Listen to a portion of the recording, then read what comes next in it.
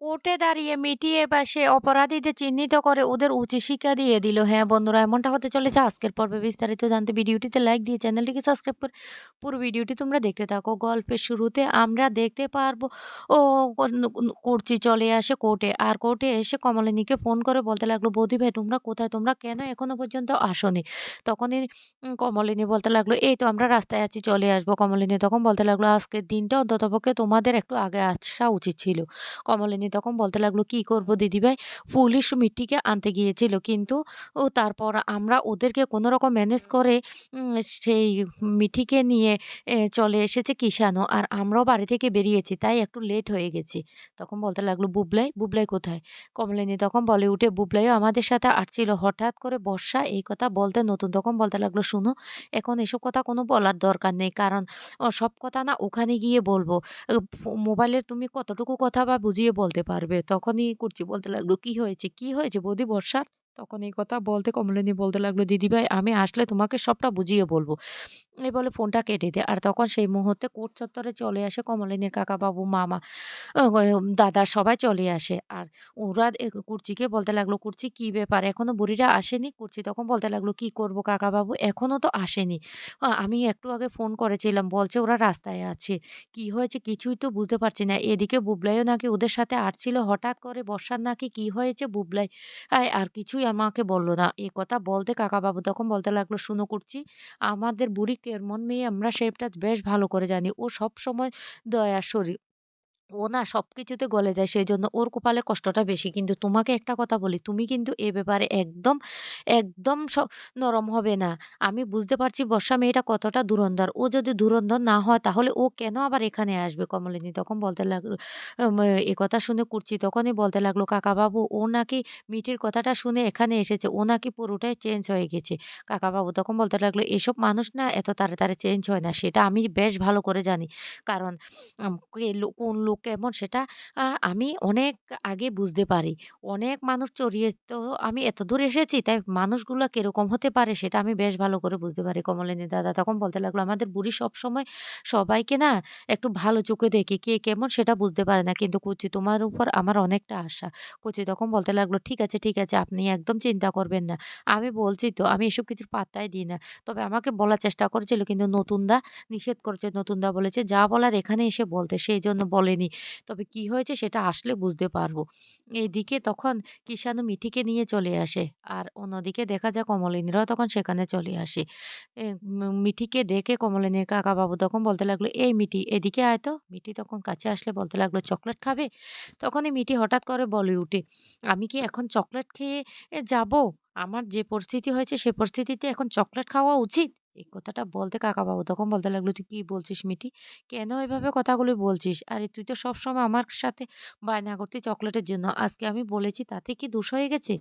তখন মিঠি বলতে লাগলো, "না, না তোমরা কোন মুহূর্তে কি কথা বলবে সেটা তোমরা জানো না?"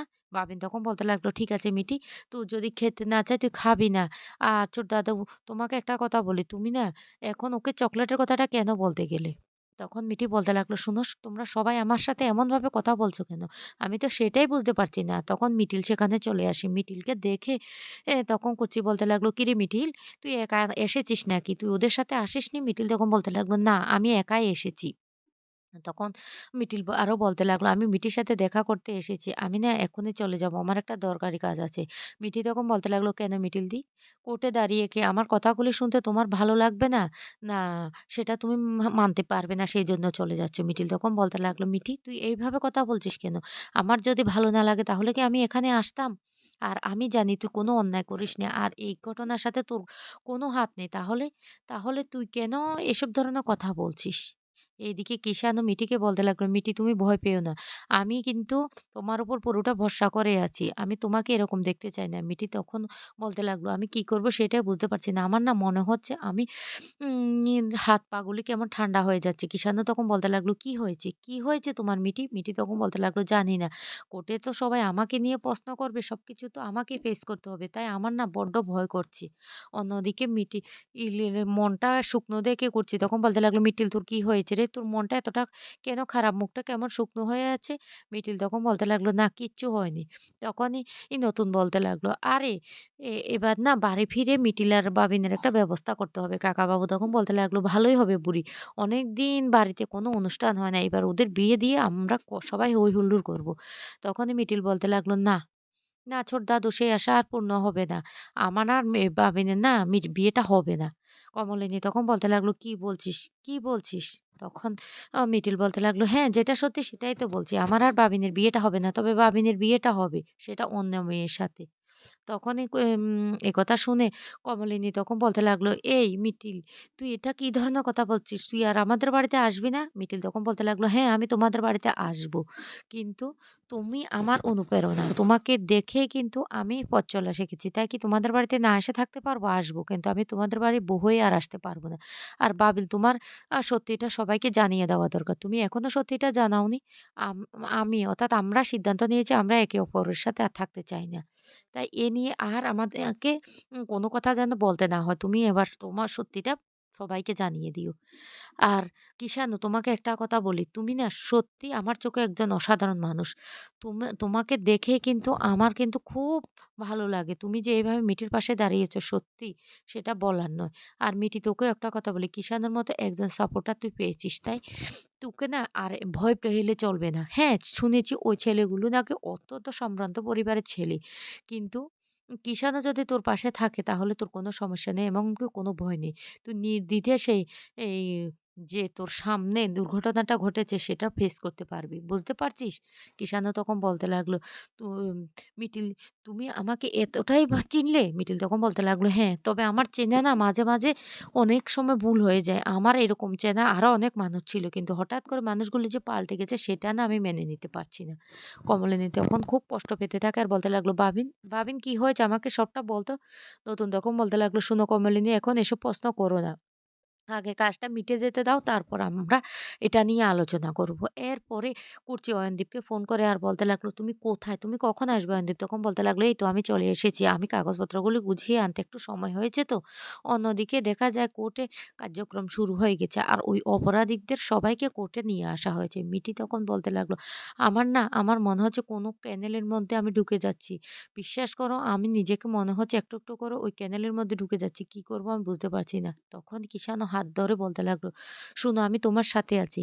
হ্যাঁ, আমি তোমার জায়গায় দাঁড়িয়ে তোমাকে কিছু করতে পারব না। তোমার যা করার তোমাকে করতে হবে। তবে আমি তোমাকে বলছি তুমি পারবে। আমি সেই মিঠিকে দেখতে চাই যে মিঠির চোখে আগুন ঝরে।"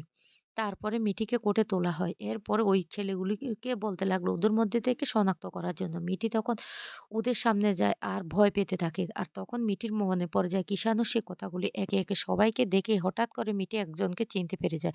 তখনই মিঠি ওর মুখের মাস্কটা টেনে খুলে ফেলে সে কোর্ট চত্বরে ওর গালে ঠাস করে চড় মারে। আর তখন জজ সাহেব সহ সবাই অবাক হয়ে যায়। মিঠি তখন বলতে লাগলো, "এই সেই নরপিশাচ যে নরপিশাচের জন্য আজকে আমার জীবনটা এভাবে নষ্ট হয়ে গেছে। এই সেই নরপিশাচ।" তখন ওই ছেলেটা ভয় পেয়ে যায়।